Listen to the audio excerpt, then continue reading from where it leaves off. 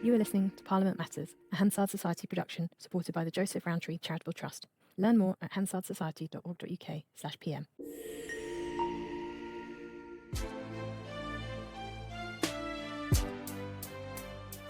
Welcome to Parliament Matters, the podcast about the institution at the heart of our democracy, Parliament itself. I'm Ruth Fox. And I'm Mark Darcy. And coming up this week, Labour's WhatsApp purge. What might it mean for future scandals? the Commons leader unveils her outline plans for more modernisation. And how far, if at all, should MPs be allowed to have a second job on top of their parliamentary work?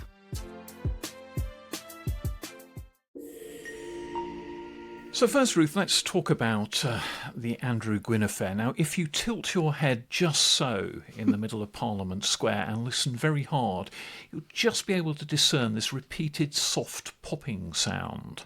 It took me a while to figure out actually what it was. It's the sound of WhatsApp groups being deleted across Westminster, across parties, amongst ministers, amongst special advisers, amongst parliamentary staffers, who knows, even maybe amongst parliamentary clerks.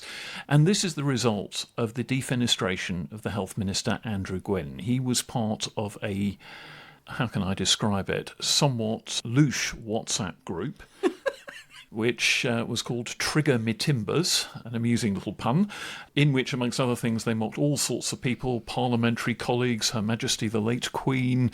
He talked about hoping a constituent would die soon so that they wouldn't be able to vote in a forthcoming election, and a variety of other comments that varied from bad taste to outright third-form school bully nasty. This is about 40-odd people involved in this group, apparently. And so, as you say, Andrew Gwynn's lost his job as a minister. He and another MP have been suspended from the Parliamentary Labour Party pending an inquiry.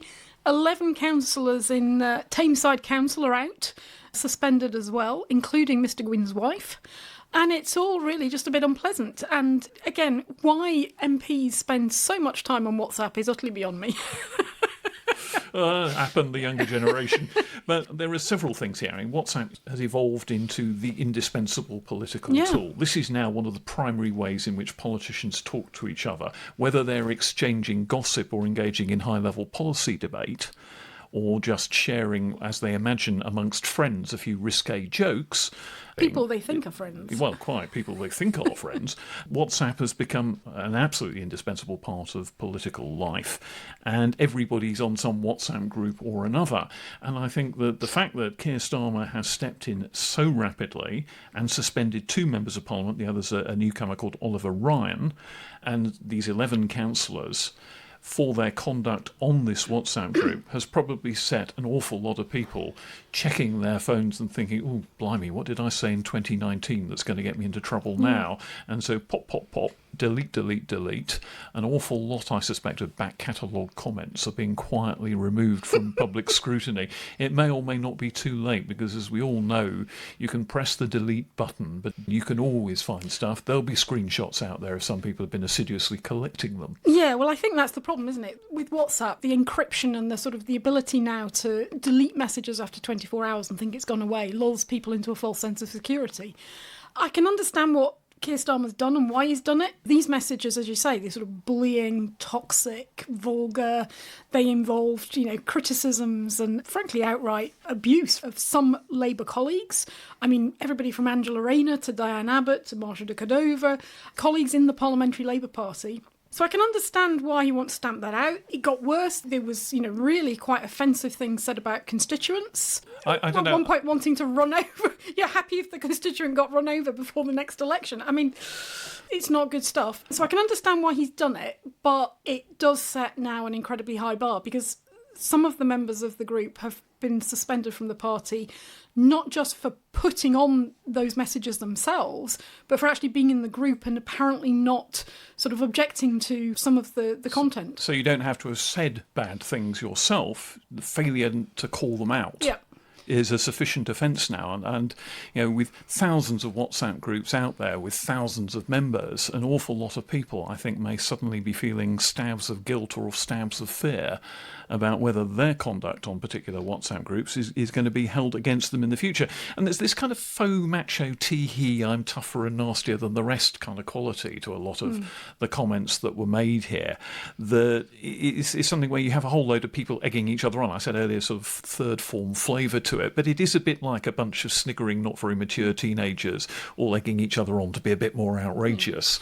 I mean, anybody who's worked in an MP's office and has dealt with constituents knows that there will be some constituents, frequent communicators, shall we say, frequent correspondents, who can be very, very difficult, can themselves be abusive. Relationships can be difficult. And in constituency offices up and down the country over the last 30, 40 years, I'm sure that there will have been comments in the quiet privacy of the MP's office, an off-the-cuff remark. I'll be pleased if I never see him or her again, or worse. Or worse. But you don't put that down in writing. Basic document security. In my brief flirtation in politics 40, 50 years ago now, one of the first things I was told was that there are certain things you don't write down because they always get out. And that was back in the days when you basically had to put it on paper. Yeah, so that's the difference, isn't it? People think because it's digital, and also because you can do it so quickly. Yeah. That your mobile phone's always in your hand. The gap between thought and action is too small for comfort, I think, and for safety. And the other thing to remember, of course, is not only do these things not disappear, but if they're publicly available, there may be people taking screenshots of them for later use. You may think the people in your WhatsApp group are your friends or are bound by some common bond of confidentiality. But as happened here, clearly someone leaked the contents of this WhatsApp group. Indeed, there were people who were apparently complaining about it for some time before it actually became public. It's not like people didn't know that there was something afoot on this WhatsApp group. Yeah, so apparently the Labour Party headquarters sent a team in last October to the area to, as it was described in the press, as oversee a culture change due to what is called unacceptable working practices. It smacks of almost dynastic politics, same families involved in the local political community. The areas where it's kind of almost run like a political fiefdom, it's quite small and insidery, and that's where we see it across the country with all political parties, local constituencies, where you've got relatively small memberships. And it sort of feeds this kind of toxic factionalism, yeah. And now it's had real-world political effects in that a minister has lost his job and been replaced by another minister, and a number of other people have had their political careers pretty seriously blighted because of their participation in this group. But Keir Starmer set a very high bar here. And what if another different, unrelated WhatsApp group comes to light in next Sunday's newspapers? And he has to do the same over again, possibly, with someone rather more senior than Andrew Gwynn, who's a mid-level minister at best. Yeah, I mean, if you end up with a cabinet minister who's been in one of these groups and these things get out, he's going to have to explain why, if he's not going to sack the cabinet minister, why he's not going to do it. He'll then be accused of a lack of consistency. So, as you say, it's a really high bar. And difficult to maintain. I mean, it's interesting, they've readmitted to the whip some of those MPs that were suspended after the King's Speech vote last summer. That group of, I think it was half a dozen MPs. Yeah. Not all of them, but some of them have been readmitted to the whip. So there's the sort of dangle of you can come back after a bit of bad behaviour. Yeah, sort of Soviet-style rehabilitation. Yeah, so the discipline is managed in that way, but it does set a very high bar. In the meantime, of course, for every set of losers, there's a set of winners, and the departure of Andrew Gwynn has occasioned not even a mini reshuffle, a kind of micro reshuffle, really, in which a few ministerial posts were created. Ashley Dalton, a relatively new MP, has stepped into Andrew Gwynn's shoes. She was elected in a by-election in, I think, West Lancashire, Rosie Cooper's old seat. When Rosie Cooper stepped down to run an NHS trust, Ashley Dalton was elected in the ensuing by-election. Well, you say she's relatively new, but I mean, she's been an MP for about 3 years, which by today's standards is an old hand. Today's standards is approaching veteran status, I suppose. But there are, however, I think plenty of longer-serving MPs who might be beginning to realise that for them the prospects of ministerial office are becoming increasingly distant now. So people who did the hard yards in the long years of opposition they've had since 2015, and who maybe have had front bench office in the Labour Party before and are now sitting on the back benches, watching relative newcomers being teleported straight into pretty desirable jobs through the pearly gates into ministerial office, and they will be thinking rather sourly, well, what about me then? Yeah. What value was my service in all those difficult and unrewarding years? They've already seen a huge tranche of completely newly elected members directly given ministerial office without the formality of going through a backbench initiation, learning the ropes on the backbenches. And now they're seeing again a relative newcomer in 3 years. he's not a complete newcomer, but all the same, I just think that's, again, an example of Keir Starmer's preference for new talent over long experience. Well, the interesting thing about Ashley Dalton becoming a health minister is that I think she has recently announced that she has recovered from a bout of cancer. So it'd be interesting from quite up close and personal experience of the NHS what she makes of that in terms of her roles and responsibilities. Somebody else who has got not a new job but an addition to his job is Douglas Alexander, who was already a minister at the Department of Business and Trade and has now got responsibilities at the Cabinet Office as a result of this merry-go-round. Yeah, this has got the Kremlinologists wondering quite what's going on here. Douglas Alexander was actually, I think, a cabinet minister in the very last years of Gordon Brown, was then Shadow Foreign Secretary in opposition under Ed Miliband, lost his seat in Scotland in the SNP landslide in 2015, then spent a very long time out of Parliament. When Labour were looking well placed to become government, he was again made a candidate in Scotland and was straight in as a minister when he returned. Fair enough. I mean, he had ministerial experience, so Labour quite naturally, I think, brought him straight into government.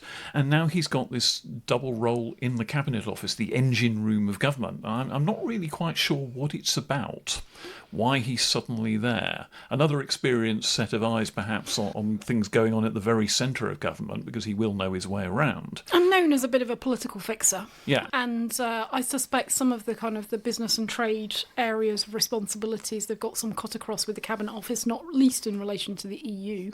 So we'll have to see. But if we mentioned dynastic politics earlier, Douglas's sister is now a Member of Parliament, but in the House of Lords. So yes. Wendy Alexander, former leader of the Labour Party in Scotland, joined the House of Lords this week. Yes, her brief, rather unhappy tenure as Labour's leader in its most faction-ridden period in opposition in Scotland to the SNP didn't end all that well for her, but now she's donned the ermine, she'll be in the House of Lords, and maybe she too might be given a job quite soon as a fairly experienced hand and someone who you can imagine any number of roles might seem quite suitable. Yeah, since she left politics, she's had a lot of experience in the university sector and working in higher education internationally. So I think certainly for the education department, she'd be seen as an asset.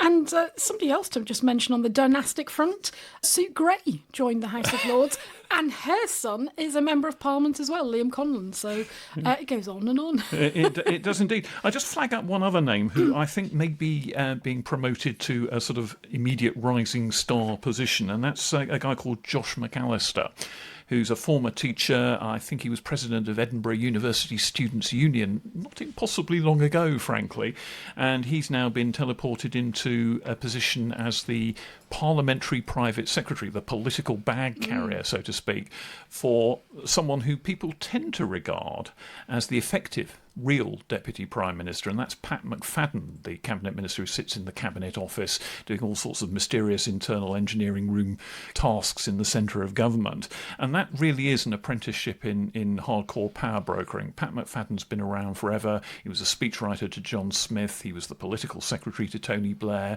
He became a minister in Tony Blair's third term, I think, in fact, in 2005. So he's one of the real long-serving people there, and standing at his elbow suggests that this is someone who's been earmarked, if not for greatness, then certainly for higher things in due course. So a bit of Kremlinology there just to start things off. One to keep an eye on.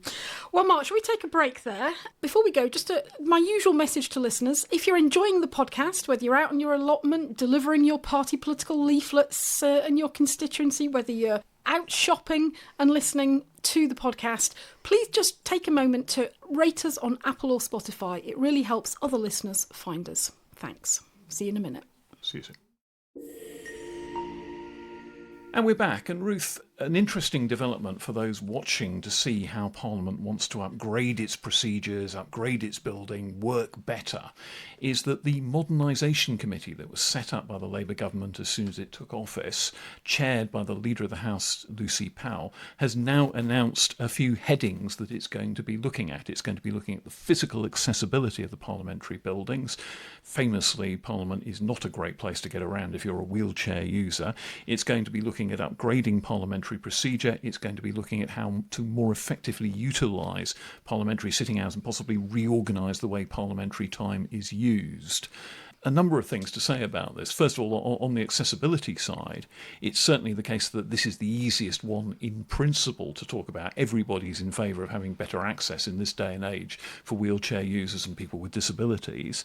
In principle, that's straightforward. In practice, the cost and the practicalities of finding ways to improve this sprawling Victorian building that's at the heart of our democracy, it may be much more difficult and, tellingly, much more expensive. Well, of course, that was one of the things that they hoped to achieve through the Restoration and Renewal programme, which hasn't stalled. It's still underway. There's a lot of work going on. But the prospect of when the major work on the refurbishment of the building is going to start just seems to get further and further into the distance. But the idea of rethinking the parliamentary state and looking at how you can build in more accessible, more inclusive structures into the building, not least, as you say, lifts for wheelchair access, was something that was going to be explored. What this does suggest is perhaps they're taking a slightly more piecemeal view. Once upon a time, there was an idea of a big bang, all singing, all dancing, move everybody out for a decade and completely redo the building kind of effort. Now this sounds like maybe they can find ways to, as it were, tack on accessibility to the existing structure without that total revamp. But yeah, the nightmare scenario here is that they spend a fortune putting in lifts and accessibility improvements, and then the place burns down because they haven't fully revamped it and the creaking electrical system finally gives up the ghost and sets fire or whatever. Looking on the bright side there, Mark. Look, and it's ever very cheerful. Yes, the alternative view is that the Modernisation Committee presses ahead and they come up with proposals in the short term to make changes to the structural estate, and in the end eventually you do get to R&R, and some of that's got to be ripped out and there are cost implications. So the critical question I think that we're going to have to explore as we learn more about what Modernisation Committee's views are on this and what the specifics are that they're going to explore is how this idea of improving physical access is going to integrate with what's happening with the Restoration and Renewal programme. Now, the programme has got to bring proposals back to the House of Commons to consider whether they're going to do a full decant into another building to enable all the refurbishment work to take place all at once, or whether they're going to do a partial decant, or whether they're not going to do the decant at all and they're going to effectively turn Parliament into a building site while the work goes on around them. A decision on that was supposed to happen early part of this year. Now, best we can understand at the moment is that's been pushed into later in the year. Oh, shocking. As ever, it gets further and further away. And of course, the price tag for Restoration and Renewal is huge, and the government, given its financial situation, just doesn't want to confront it. So it's going to be quite interesting. How does this fit with the R&R programme? But they're not just talking about physical access, they're also talking about understanding of parliamentary procedure, understanding of parliamentary language, looking at the practices, which is something that was actually in our submission from the Society. Because, of course, the language with which Parliament describes its activities and internal processes is, how can I put it gently? Not as clear as it could be. Not as clear as it could be, sometimes a little archaic. Why, for example, is a select committee select? In what sense is it select, for example? All sorts of oddnesses and archaisms built into the normal language of Parliament that perhaps the time has come to remove. Yeah, well, even something as basic as a bill for a piece of legislation. I've sat through focus groups for the Society in the past where we've talked about the legislative process with members of the public, and people in the focus group have said, why are MPs allowed to amend their bill? I'm not allowed to amend my Lecky bill. And you sort of think, yeah, okay. Yeah. It's worth saying the Modernisation Committee has had hundreds of submissions, 400 written submissions. They've had lots of internal meetings with political parties, with parliamentary staff, with the parliamentary trade unions. Interestingly, they are not going to publish all the written evidence they've received. They're only going to publish it from organisations, not from individuals. Not quite sure why. I do wonder if it's a volume question. There's so much of it, and the resource implications of putting all that on the parliamentary website are significant.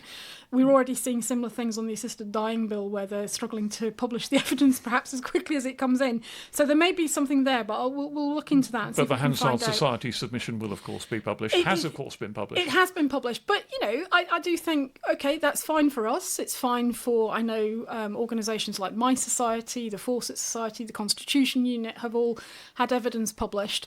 But if you're an individual researcher or even a member of the public and you spent time putting your evidence submission together and it doesn't get published on the official website, I'd feel a little bit disgruntled. But that's one strand of what they're going to work on, improving access. The other was this other strand of future work, effective use of the Commons. So, as you say, how to make better use of time within the existing sitting hours, to improve scrutiny of legislation, how to give backbenchers and smaller parties what's described as a fair opportunity to raise issues and causes. Well, I don't think anybody can make the claim at the moment that the time of the House of Commons is effectively managed. I mean, only this week, peers were voting past midnight on detailed changes to legislation, while the Commons had already shut up shop by tea time. Now, a home in time for Hollyoaks policy is ridiculous enough, but a home in time for tea, I believe it's still there. I've actually now stopped watching. I've kicked my Hollyoaks habit. But all the same, the slightly ridiculous side of the House of Commons complaining about long sitting hours when, quite honestly, sometimes the business is petering out ridiculously early. I think on this occasion there were a couple of statutory instruments that nobody particularly wanted to debate at length on those, so time was provided and then wasn't taken up. But should there then be some kind of mechanism for saying, OK, the business is stopped early, is there some other debate we can wheel out? Should there be some kind of substitutes bench on which a group of MPs who want to talk about something can sit, waiting for that business to run out so they can get up and have their debate, so that the Commons isn't packing up early? That's one option. I think this debate will also reopen the question about whether there should be a business committee for the House, so that the agenda is there's more input from the House generally, that they've got control of it rather than it just being in the hands of the government. Ministers will, of course, not want that. There's debates to be had about the timing of opposition days, about whether private members' bills should be on Fridays. I mean, we've talked on the podcast about a number of these issues. Should we just sort of abandon sitting Fridays and incorporate private members' bills into the week, free up members of Parliament to know that they can dedicate Friday, Saturday, Sunday to their constituencies and back on Monday? There'll be questions about the balance for backbenchers. Is the time being used by the Backbench Business Committee for backbench debates being used as effectively as it could? Yes, the Backbench Business Committee was at one point supposed to have its debates in real prime time, and now they're pretty much routinely consigned to a Thursday afternoon when political attention, press attention is moving away from the House of Commons. Arguably, people have been complaining for some time now that effectively the Commons works a 2-day week, that all the real business is concentrated into Tuesday and Wednesday, and MPs are drifting off by the end of Wednesday, let alone Thursday. Yeah, Lucy Powell, when she appeared before the Procedure Committee, I think just before Christmas, said that they'd not been putting legislation on Mondays because so much of the time can get eaten into by ministerial statements and urgent questions, and therefore that reduced the amount of time that could be spent on legislation. Interestingly, they didn't do that this week. They put the Borders Bill on the Monday. Quite why they put it on a Monday rather than Tuesday, I'm not sure why. Perhaps somebody can get in touch and explain it to me, but that's been the sort of pattern. And then Tuesdays and Wednesdays have been when they've been dealing with legislation. As you say, Thursdays are given over to backbench business more. Yes, indeed. The difficulty that I have is the routine way in which any request for extra time to be spent on anything is dismissed. There's not enough parliamentary time for this. You can't, on the one hand, have a House of Commons that's finishing its business at 4:30 on a Tuesday, and on the other hand say, oh, there isn't the time to have a debate, there isn't a time to have a decent-sized report stage for a very important piece of legislation. It's all got to be tanked through with minimal attention to detail. Yeah, well, this, I think, is, again, where there's an interesting intersection between this agenda and the future of the legislative process and whether there should be changes to that. Now, the committee memorandum that's been published in the last 24 hours about their future work programme says that they're going to take, quote, a deeper dive into effective legislative scrutiny in a future work stream. So that's sort of kicked off into the next strand of somewhere work over the in the rainbow. future. Now, I have some sympathy for that. Obviously, I'm disappointed because I'd like them to get to grips with delegated legislation. I don't think there is a more important thing for them to deal with. But on the other hand, I do understand that when you've got so many new MPs and they're so inexperienced in the legislative process that they need some time to work out how it works and what the problems are and experience it for themselves before there's any prospect of them signing up to reform. You can't expect them to say, oh yeah, let's reform delegated legislation process, let's abolish delegated legislation committees, when most of them have never sat on one. Yeah. So I'm sympathetic to that. There's a timing issue. The important thing is that this isn't used as an excuse to kick it into the long grass. But I do think in relation to things like private members' bills and, as you say, reform of the legislative process, more time at report, for example, how do you do that does fit with this consideration of the parliamentary timetable. I don't think anybody really imagines that any government is going to want to reconstitute the long-standing idea of a House Business Committee in which backbench members can stay steady on a minute, we need another day for report stage on this very important piece of legislation, or steady on a minute, there just isn't enough time for something else. That dates back to the Tony Wright report on the workings of the Commons that was published before the 2010 election, and it was the bit of it that always seemed most likely to get dropped because it was a serious erosion of the government's control of the Commons agenda, and no government wants to lose that control because it's such a vital tool of power. So that's not going to happen, but is there some chance of a little bit of leverage somewhere? I'm dubious that it would happen. I mean, I think there are advantages to it if they could persuade ministers along that route, but I'm dubious that they will. But I think when we're considering time, I hope they just don't look at the parliamentary week, sort of day by day. I'd like them to look at, if you like, the parliamentary calendar. We've talked on the podcast before, particularly when we've had the sort of the King's speech. Do we have to do things this way all the time? Because we've always done it this way. Does there have to be sessions even? Yeah, do there have to be sessions? Why do we have them? What is the purpose of them? They solve some problems. They create a deadline when legislation has to be done by, but that creates its own problems. Are there different, more creative ways we could do it in the future? Other parliaments manage it. Yeah. So let's look at each hour of use of time in the day. Look at the allocation of business each day. Look at the parliamentary week. Look at the parliamentary month. Look at the parliamentary session.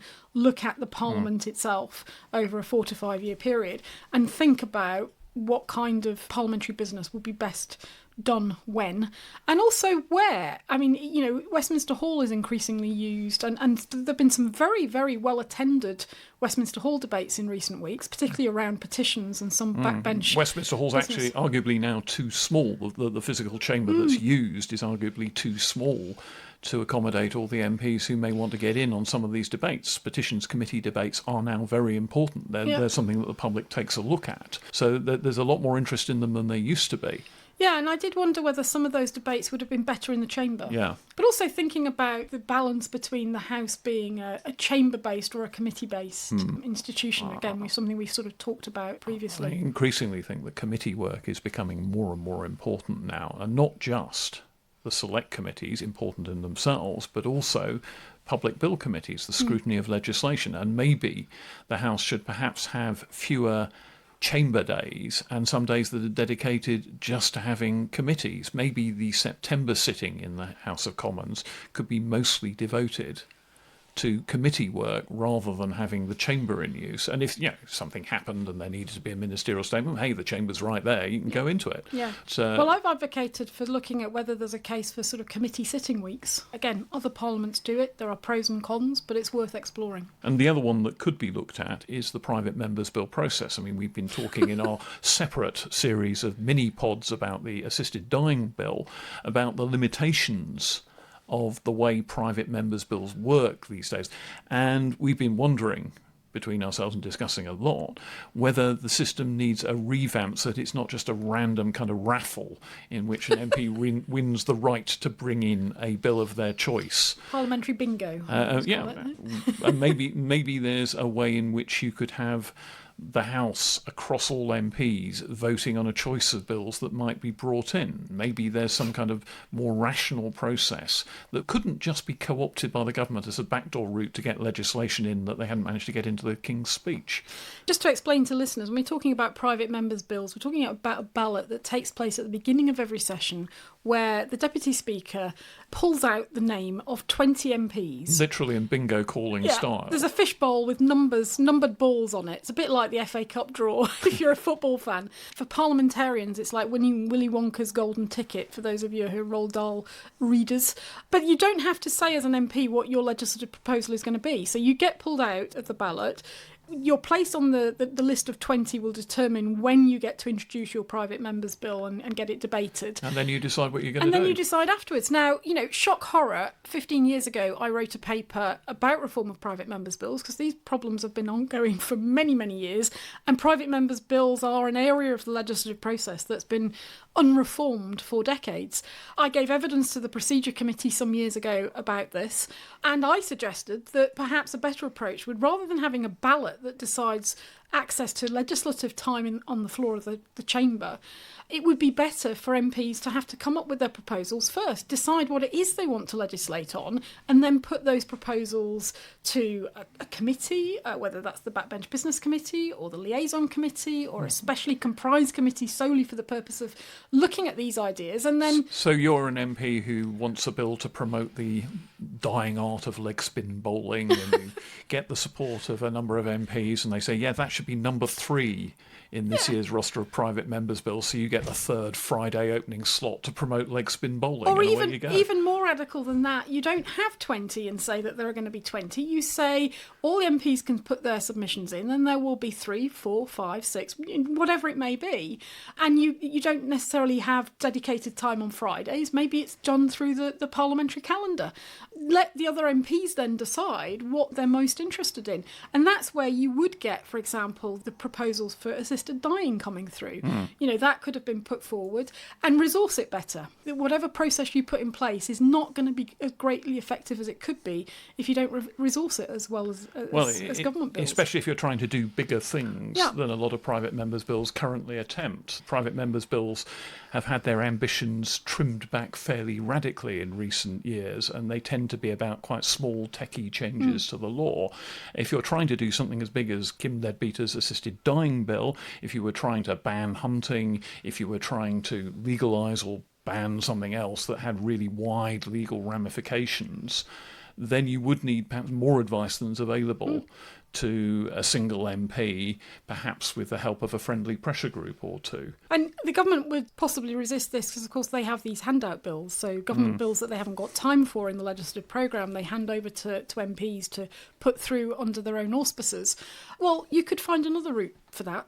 Again, goes back to the use of parliamentary time. Why can't the government put through a bill? If it's a small technical bill, why doesn't it go through in a day or over a couple of days, filling these gaps in the parliamentary timetable? It's about thinking through the sort of the sausage machine and the planning of legislation throughout the parliamentary session each year. Well, it'd be interesting to see with this group of new MPs, because when I gave evidence to the Procedure Committee 7-8 years ago on this, my suggestion that MPs should actually have to think about what their legislative proposal was before they went into the ballot was greeted by 2 MPs. I won't name them. You can find out on the parliamentary website. One was a Conservative, senior Conservative. One was a then senior Labour MP. She's no longer in the House. And my suggestion, radical as it was greeted with the words, "She's stupid." So that's also a lesson to new MPs. Those of us who are giving evidence can hear what you say, even if you say it under your breath, because the microphones are on. And there then ensued a bit of an argument among some of the members about, no, she's not stupid, she just doesn't agree with you.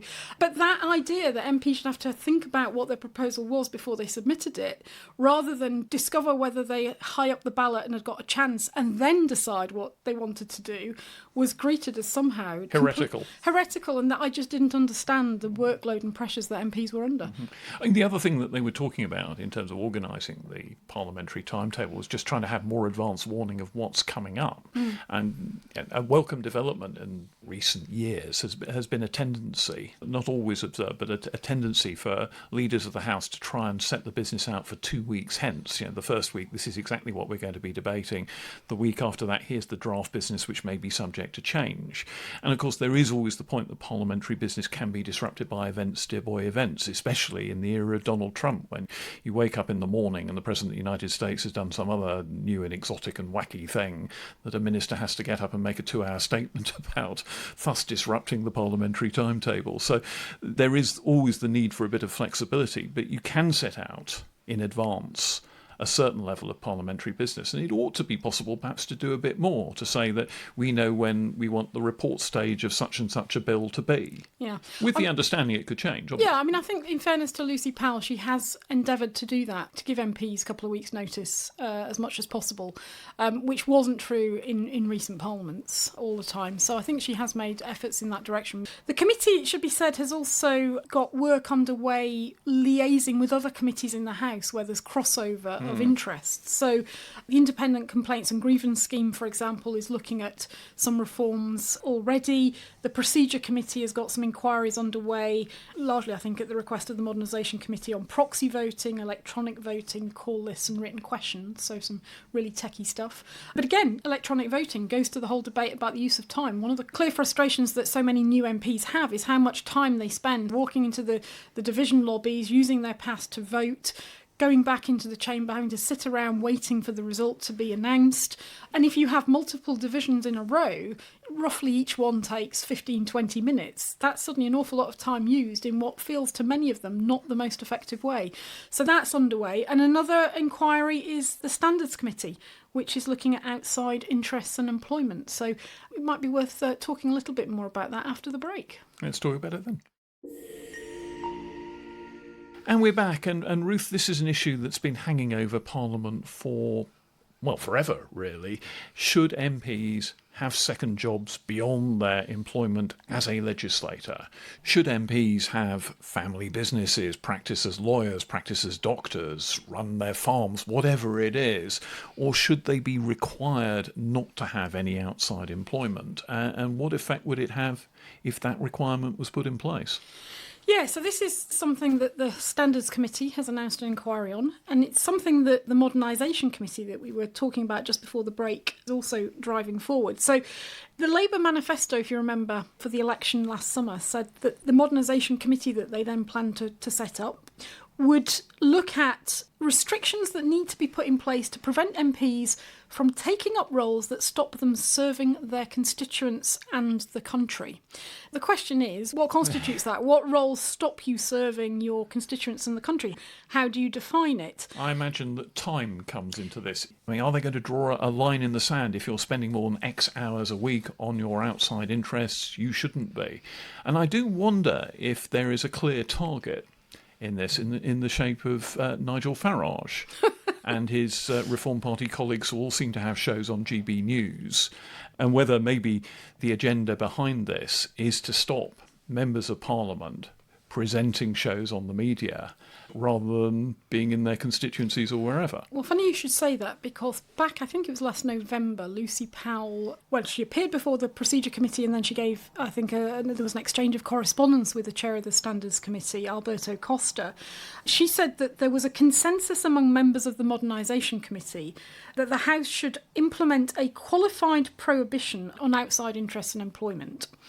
In one of the memorandums to the Modernisation Committee, she said that they should consider whether paid engagements such as media appearances, journalism and speeches have any public benefit.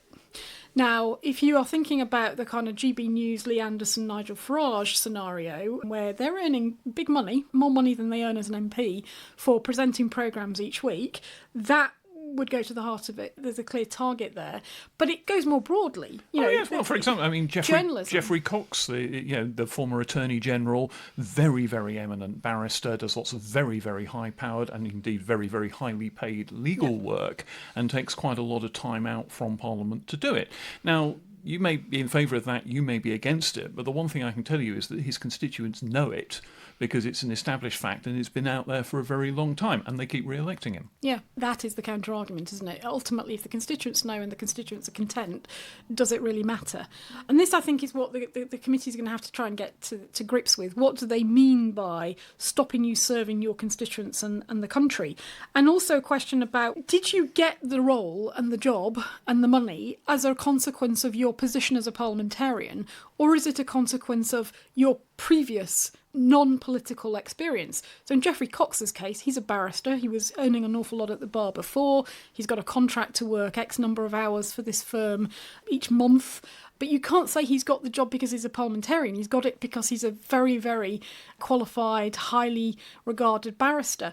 Similarly, Nigel Farage, he didn't get the slot on GB News because he's an MP. He had it way before then. Yeah, I mean, and I do think that the Nigel Farage stroke Lee Anderson issue is one of the big draws for this. And you can argue that GB News has rather too many people from Reform UK and the rightward fringes of the Conservative Party acting as its presenters. That's not an issue for Parliament. That's an issue for Ofcom. If you think that, that's who should be dealing with it. If you start drawing up specialist rules for the House of Commons to stop people you don't like doing things you don't like or that irritate you, then you're on a considerable slippery slope. And we should say that this, I think, would capture not just Nigel Farage and GB News, but scenarios where, for example, prior to becoming Foreign Secretary, David Lammy was presenting a weekend programme on LBC radio, and other MPs have done it, guest slots and so on. I've always found it odd that that's permitted. But then there's a sort of wider agenda about journalism. If you're paid for journalism, for writing articles, should that be the case? Well, the great Tam Diel used to write a regular column in New Scientist, for example, and no one batted an eyelid at that. But should you be paid for it? Is that not part of your parliamentary responsibilities? If you take a broad view of it, would he have had that column if he hadn't been Tam Diel MP? Yeah. If he'd just been Tam Diel, scientist in wherever his constituency was? It's an interesting question, but there's a long tradition of members of Parliament writing books. I mean, Chris Bryant cranked out a giant multi-volume biography, as he described it, of Parliament while a sitting MP. And more recently, a book on parliamentary standards based on, what he'd learned as chair of the Standards Committee. But again, would they have sold as well as they did had he not been Chris Bryant MP? Because he wrote books before, biographies, wrote biography of Glenda Jackson, as I recall. I'd rather doubt they sold as well as his books probably do now. And that's the difficult question. What are you going to stop? Yeah. What is permissible? Yeah. And drawing these lines is quite a difficult thing. I mean, some MPs are such workaholics that they can do their full job as a constituency MP, they can do their full job as a legislator, and still find time to crank out 20,000 word books on any subject you like. Yeah, I mean, some of them will say, well, doing the research and the writing at the weekends is my form of relaxation. It's actually what I enjoy doing as my sort of non-parliamentary work. And who's to say that's wrong and to stop it? Do you say that certain types of books are permitted but not other books? Do you say certain types of articles but not other articles? You're only allowed to write slushy romance novels. Are you going to say that only those, whether it's barristers or whether it's accountants or doctors, if you're in a regulated profession where you need to do a certain amount of work for that to maintain your licence and to keep up with training, you're going to be permitted to do it? But people who are working in professions that are not regulated in that way, academics, historians, for example, you can't continue your work. Imagine the scenario. You are an up-and-coming solicitor who slightly surprisingly wins a marginal seat in a very tight contest by 15 votes. You want to maintain your professional qualifications, you want to keep up to date with the law, because you must be conscious at the back of your mind that you could lose that seat at the next election. Being an MP is not a secure job. The electoral geography of this country has changed to the extent where even people who thought they were sitting on huge great majorities may find themselves out at the next election, and they may find that they're unemployable because they haven't managed to keep up their qualifications. That's also true, of course, with doctors, for example, that you have to continue practising to a certain degree, and some of them do. There was a great furore a while ago when, Philip Lee, former Conservative MP, was practising on a Monday as an A&E doctor, I think, and some people felt that this was inappropriate. But on the other hand, he was able to bring reports of what was going on in the NHS from the battlefront, if you like, straight into the chamber of the House of Commons. And that's the other argument, isn't it? That actually you want MPs who've got experience of, different professional backgrounds, who've got real-time experience of what's happening on the ground, whether it's in business or in the military or in the NHS, and bring that expertise into Parliament in a way that certainly used to happen 40, 50 years ago. The military is quite an important point here, because there are a number of MPs who are reserve officers. Penny Mordaunt, particularly, I seem to recall doing a very funny speech about what she had learned. Let's not go there. Well, indeed, let's not rehearse that particular Slightly story. Rude. but that again requires a time commitment. Yeah. And so you need that. And if the argument is that Westminster is a hermetically sealed bubble entirely absorbed by its own parochial concerns and completely unconnected with the outside world, then taking away one of the direct connections between members of Parliament and the outside world strikes me as the wrong move. Yeah, and this has been the argument over the last sort of 20 years as successive committees, particularly the Committee on Standards in Public Life, has tried to grapple with this. You know, the committee has sort of argued, well, you know, MPs should be able to undertake paid employment provided it's within reasonable limits. But then how do you decide and determine what reasonable limits is, and what might be reasonable to me might not be reasonable to you and to my constituents and so on. I still think that the ultimate safeguard on this is if the voters in that particular Member of Parliament's constituency feel that they're not doing enough, feel that they're absent, feel that they're basically taking the mickey, then that's the best safeguard against MPs abusing their position. And of course MPs can go too far, do too much, start neglecting their duties. But having that regulated from within Westminster by what would necessarily be some kind of political committee strikes me as very dangerous, because it could get weaponised in all sorts of ways and used against political enemies very, very easily. I think this is one you ought to leave in the laps of the voters. Yeah, well, the situation at the moment is that the Commissioner for Standards, Daniel Greenberg, has apparently provided the Modernisation Committee and the Standards Committee with a memorandum about what the principles might look like in terms of limiting second jobs. What kind of principles should underpin exceptions for second jobs paid employment? Principles-based rather than rules-based. That MPs should be expected not to accept offers of paid outside interests that might detract or appear to detract from their ability to pay full attention to their parliamentary responsibilities. MPs should be expected not to accept offers of paid outside interests that might create or appear to create actual or potential conflicts of interest. And MPs should be not to accept offers of paid outside interests that are made or that a reasonable observer might think are being made primarily because of their membership of the House.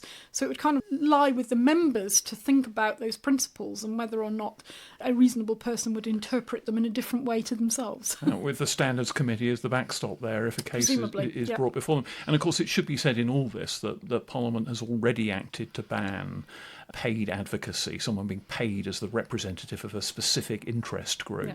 That's right out now. It may still go on the quiet, but it's a hanging offence, essentially, for a Member of Parliament to be engaged in paid advocacy these days. They'd be out. Yeah. Well, with that, Mark, be interesting to see what the Modernisation Committee and the Standards Committee make of this inquiry. We'll keep an eye on it and report back occasionally when we glean anything new. But with that, shall we leave it there for this week? Yes, indeed. It's good to be back, incidentally. I was very amused to be described as indisposed in last week's podcast. It made me sound like Lady Bracknell, but my stomach and other bits of me are now much recovered, and so I'm very glad to be back in the pod. Good to have you back. Parliament's not sitting next week, so we'll be putting out a special edition. We've got an interview with Greg Power, a former special advisor to former Leader of the House Robin Cook, amongst others, who's got a very interesting book on how reform of parliaments works. Inside the Political Mind. Look out for it in your podcast feed. See you soon. See you soon. Parliament Matters is produced by the Hansard Society and supported by the Joseph Rowntree Charitable Trust. For more information, visit hansardsociety.org.uk/pm or find us on social media at Hansard Society.